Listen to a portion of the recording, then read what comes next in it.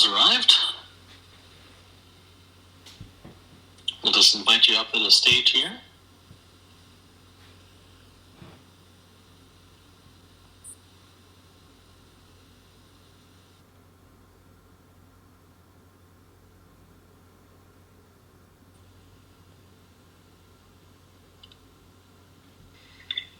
Hey Tom, how you doing? Fellas, how you going? Excellent, thanks. Thanks for joining us, and Happy New Year, everybody. Yeah, you got quite a crowd. Nice.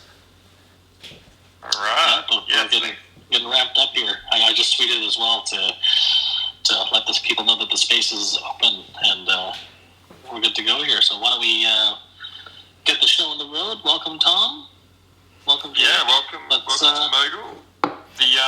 Thanks, Al. So I guess we'll just do a couple of quick rounds of intros. Yes, I'm Jake, so I head up our business development team here at Mogul. I'm excited for a big 2022 with you guys, and I'm joined here with my co-host Earl, who is our CMO at Mogul as well. And then our guest today is Tom Gillespie, who is a crypto scandemic investigator and journalist and filmmaker. So we'll pass it over to you, Tom, for sort of giving the crowd a bit of an introduction to what you're all about. Yeah, thanks heaps, Jake.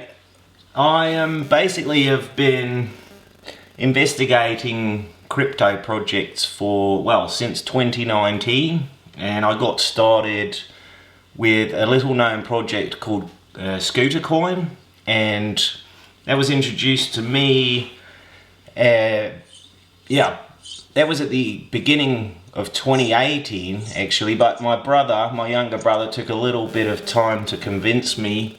Essentially his son is very big into scootering. You're probably familiar with this extreme scooter profession that the younger crowd like to partake in. Anyway, there was a professional scooterer called Bitjoin 360 that introduced or launched a cryptocurrency then called Scooter Coin. And you know, my brother was very, very, very interested in getting his son on board with this project. So I threw my little brother a bit of money to play with, and I also followed along quite closely on the project, and I saw Bitjoin 360 was actually, he appeared to be genuinely developing what he was calling the Buttercup, and that essentially was a mining device that kids could put on their scooters, and just by going down to the skate park and scootering around, they would essentially mine Scooter Coin. I thought that was quite innovative, and so over the year 2018 to 2019, I basically put more and more of my resources into it. And anyway, if you haven't seen The Fakefluencer, that documentary is the result of my first sort of experience in the crypto economy, if you like. And in that film, I share a lot of my interviews. I go on my investigation to find out exactly what that project was all about. And obviously, I don't want to spoil it for those of the listeners that haven't seen it yet. But it kind of didn't work out great for me financially. However, it did allow me to launch somewhat of an interesting career in the crypto economy, specifically investigating scam projects, of which I'm inundated with leads via LinkedIn and Twitter.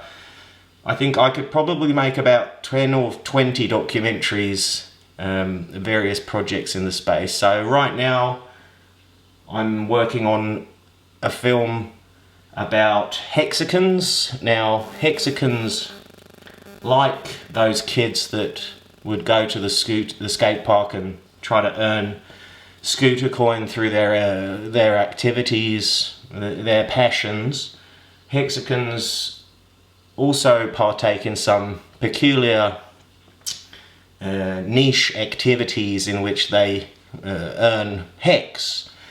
And that investigation is ongoing. I'm about 3 or 4 months deep, and yeah, I mean that's kind of the current status of my projects as a filmmaker.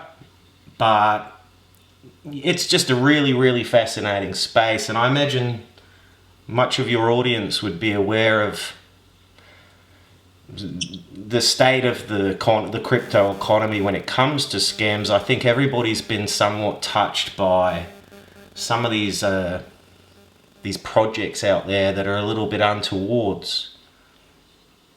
Absolutely. For the viewers who haven't seen it, your documentary yet, I'm curious. Did you want to drop your website or information about that, so for folks who haven't seen the documentary, they have a chance to watch it? Yeah, absolutely. It's the fakefluencer.movie, and it's streaming there for free. So yeah, just head over there. And production company that I worked with on that, Bitjoin Studios, they came up with some interesting ways to sort of utilize some of the technology. So when you watch it, you'll see there are some QR codes for the various people that I interviewed with, and when you scan those are actually allow individuals to mint their own character cards, if you like. So they've tried to bring some of the tech into the film, and I imagine we'll do something similar with the Hexicans film. But yeah, the fakefluencer.movie is the first film. If you want to follow along with this current investigation, you need to go to hexdocumentary.com. Awesome. And thanks for that, Tom.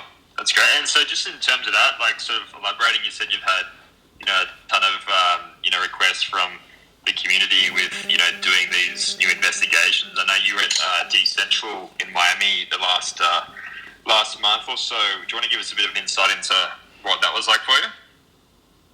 Yeah, sure. So a fella, Michael was his name. He was one of the organisers of Decentral conference in Miami. He'd seen the Fakefluencer, and he liked my approach, I assume, because he invited us there, gave us press passes and access all areas and what have you. And we went over there and we interviewed with a bunch of NFT artists and some DeFi people, some crypto sort of celebrities, I guess. And I spoke with some of you may have heard of Carlos Matos. He was the BitConnect guy from way back before I even heard of crypto. Apparently he was the number one dude for the Ponzi, the BitConnect Ponzi or something. Anyway, I interviewed with him, and he was a smashing guy, made for a great interview. I also interviewed with Brittany Kaiser, which was the whistleblower from the Cambridge Analytica Facebook debacle a few years back. Very, very insightful. She was able to lend her insight when it came to security and decentralization, etc. So what I was hoping for was, why I was there initially, was because I was listening to a podcast about Hex, and apparently Richard Hart, who is the founder of Hex, or the CEO if you like, he's from Florida. So it was a perfect opportunity to go and find Richard himself as well, and hopefully a bunch of Hexicans to interview with. Now that didn't pan out. I didn't find one single Hexican at that event. But that said, I interviewed with some people that were very knowledgeable on Hex in a critical sort of manner, and I was able to learn quite a lot about both NFTs, which I'm still learning about, and also decentralized finance. Now, I'm by default, I'm quite critical of the space given my entrance via Scooter Coin. So So I'm curious, Tom, what are your future plans around the Hex project investigation? You've gotten, obviously you went down to Central and you couldn't find any of them, but like, are you going to be doing more travel for this project moving forward? Well, it really depends on the resources that are available from production, honestly. But what I can say is that prior to me going to Miami, I actually interviewed online with about 20 plus hexagons. So I've been actually somewhat embedded in the community for about 3 or 4 months on Twitter and Instagram and what have you.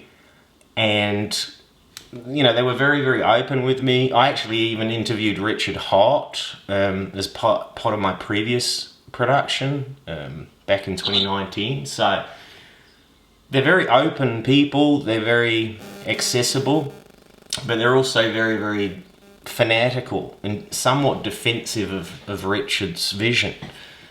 And that kind of,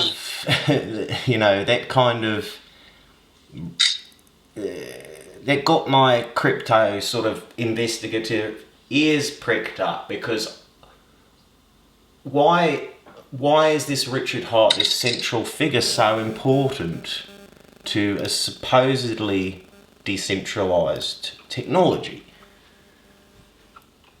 So it bubbles up all kinds of questions, but to date I think I've got roughly 20 hexagons, 20 pro hex interviews in the bag, and then over in Miami I got another 20 plus, but a little bit more broadly, not necessarily critical, but a wider, more broader view of the crypto economy. Right. So in terms of like your investigations and your learnings and your journey here, you've investigated some not good projects, but what can we do to utilize that knowledge and that experience that you've taken in? And, like, what have you found from a not good project that, you could find in a good project per se? So what information have you learned thus far, so that, when you're taking a look at a project, these are the things that could be red flags for potential, not good projects, or these are the things that end up becoming like the patterns that you see for a good project? Yeah, it's a tough one, because a lot of the criticism boils down to this decentralization as a sort of fundamental value proposition. Amongst others, there's immutability, etc. But decentralization is claimed by 99.9% of the projects, and often if you look just a little bit closer under the hood, you'll find that there is something referred to as an origin address. Now, this origin address is typically used to, it's like a genesis, like birth the project, right? So you would have like an individual or group of individuals that would create a wallet, and then in this wallet they would generate a token, and then they would start to heavily market that token until it was distributed at a scale that it kind of became a sort of, a perpetual engine where those people holding the token were so heavily invested in its success that they start live streaming, they start multiple Twitter accounts, they create bot trading, all these kinds of things. And I think a lot of people don't care, perhaps, or bother to look a little deeper to see, hang on a second, who is able to do what's referred to in the industry as a rug pull. Now, a rug pull is when that origin address, or that issuer of the token, the creator, the god of the project, if you like. In Hex, it's Richard Hart. In other projects, it's whomever is the figurehead. Now, what kind of controls and powers do those individuals have? Satoshi Nakamoto, arguably, as well. what sort of controls and powers do they have over that origin address, and do I, as a holder of that token, this is what people that are investing into these projects need to ask themselves, do I trust that individual, that entity, or that group of people to not do this proverbial rug pull? Now, a rug pull is often spoken of as a sudden event, like an epoch, and I don't think that's accurate in this day and age. I think it was accurate back in the ICO days, but now a rug pull, I think, is much more sophisticated. It sort of unfolds over numerous months or even years, and it's slowly siphoned off. Like, if of course the origin address or the entity owner is not benevolent. All right. So moving forward, what do you want to accomplish? Are you looking just to build more films in this sector around the investigation of other places? What are you hoping to achieve? Are you looking for better fundamental value propositions, like you were saying, talking about the origin address, talking about the distribution of the tokens? What are you hoping to gain by doing this? Is it just exposure to the community around which projects are good and which projects are not, and maybe which red flags to pay attention to so that people aren't taken, and then moving forward that way they can make better crypto decisions moving forward? I think the best outcome of my work would be would be that people are, first of all, even made aware of such structures within their investment, what they refer to them as investments. But so, for example, the awareness of, hang on, okay, I'm about to buy this token or this NFT or this coin. How many entities are involved in that? What am I able to bypass certain activities by these entities? Okay, so the ultimate goal of my work is to educate people in a way that it's easy to access. And I think most people that are getting into crypto, let's just put NFTs to one side for a moment, but crypto as a speculative vehicle, no matter what the project, they want to believe that it's decentralized and that it's immutable and that they have full control over this, that and the other. And they want to believe that the markets are open and efficient and free. But they don't always spend the time to go and look a little closer. Maybe they can try to go and look on the GitHub, or at least look at who's regulated, for example. I mean, have you been following the XRP and also the Tether cases? I think it's fascinating that an industry that claims decentralization left, right and centre, often appears to just be capitalism 3.0. So Tom, on that as well, just to jump back in on the NFT side of things. So obviously, we've got that launch coming up with you on our NFT marketplace next Wednesday, which will be good. So we'll have the 50 NFTs launched on the platform, and that'll be in part a sort of digital collectible, and also we're sort of excited to launch the gated content as well. So that'll give the owners the ability to organize with yourself, to dive into like a project or an individual of their choosing to sort of learn more about and do some investigations. So we're excited to launch that with you next Wednesday. So yeah, what sort of in the NFT space for you, like sort of personally excites you heading into 2022? Yeah, so NFTs, there's two things that I've been thinking about over the past six plus months, and one of them is how can they be utilized beyond just potentially interesting artworks that collectors might like to speculate upon. It is basically an extension of cryptocurrencies, and that comes down to the utility, and it's why my producers reached out to you guys in the first place, because I'm a stand-in for those guys, so I don't want to put words in their mouths, but I understand that they want to discover if there's more utility potential in NFTs going forward beyond the speculation, okay? And the structure for these NFTs that we're going to be doing with you guys in Mogul is basically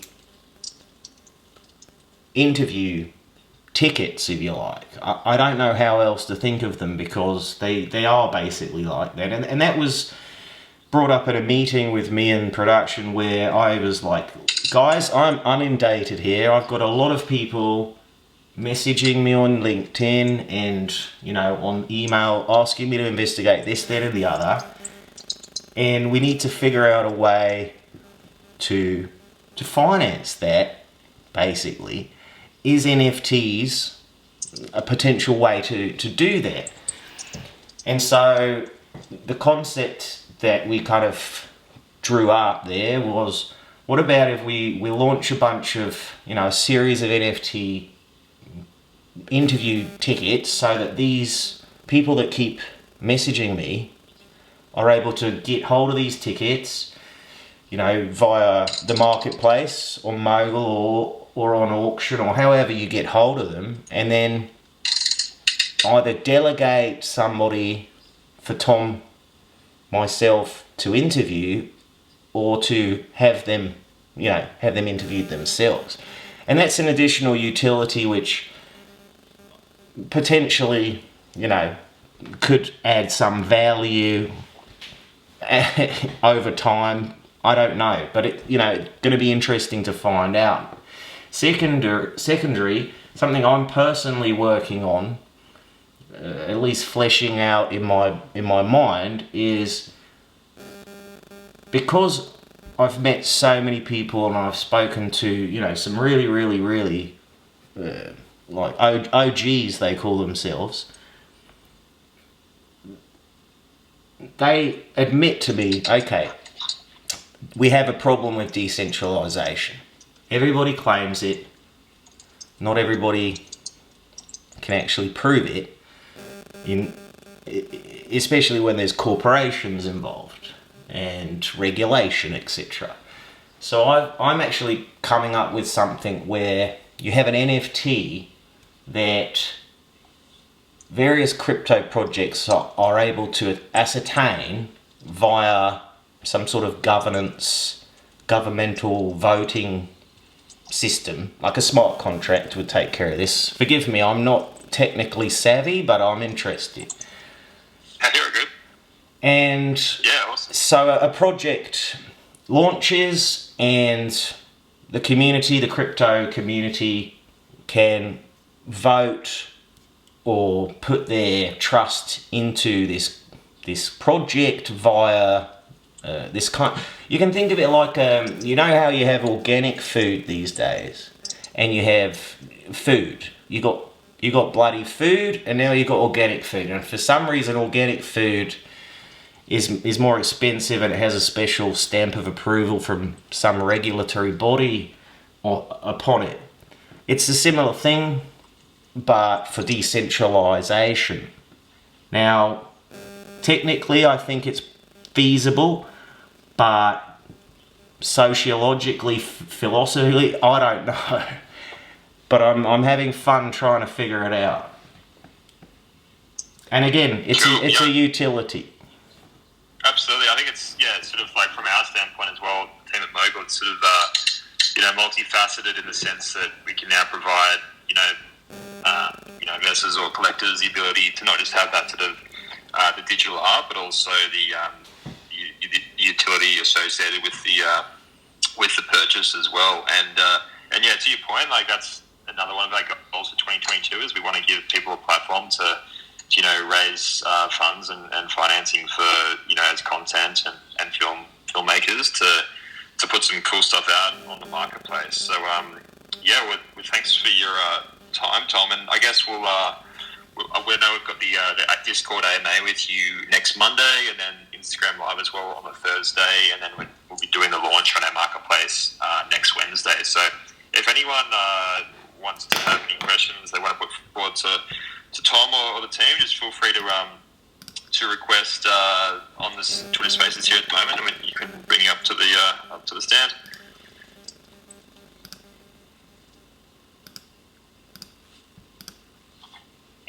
I see Alexa's requested. I'll invite you up on the stage here. Just connecting.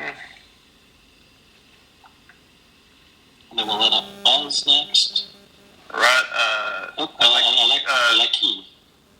Yeah, welcome to speak. Aleki stepped back down. Well, let's bring Buzz up.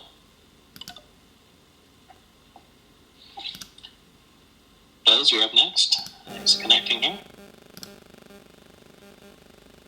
Buzz, you get to go. Hello. Hello. Hello. Love to learn more about Bitjoin, Tom. I'm just coming in late. No problem. Yeah, Bitjoin, I got together with those guys for the first movie, and they seem like a nice bunch, basically. What do you want to know specifically?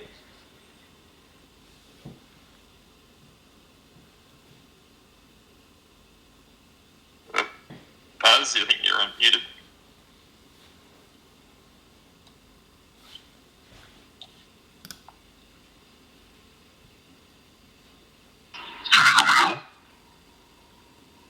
Oh, it's lagging a little bit there, Buzz. He's probably on Oh, that's lagging a lot. Yeah. Crikey. You sound like Darth Vader there, Buzz. Well, I think he was asking. Oh, there he's back. Oh, he dropped back to listener. Well, I think he was asking more about like the Bitjoin studio. Perhaps we can talk about maybe any other projects or whatever else that the studio could be working on that you might be privy to. Oh, honestly, I have as little connection with them as possible because they honestly get up me all the time about my expenses, and they can be over demanding at times, and I mean at the end of the day we have a good repertoire, but they leave me to my investigations, and then typically once I've got all the material in post-production, we'll sit down and spend most of the time, because those guys they've been working in crypto a hell of a lot longer than I have, so they often come in and they help me sort of piece it together and make it worth watching, because I certainly wouldn't be able to do that myself. Now, Fair enough. I'm curious. Have we got any hexagons in the audience? If any of them are in the crowd, if they want to step up and ask any questions directly. Sure. We have time. We have a little bit more time for a few more questions if anyone asks anything else. Going once. Going twice.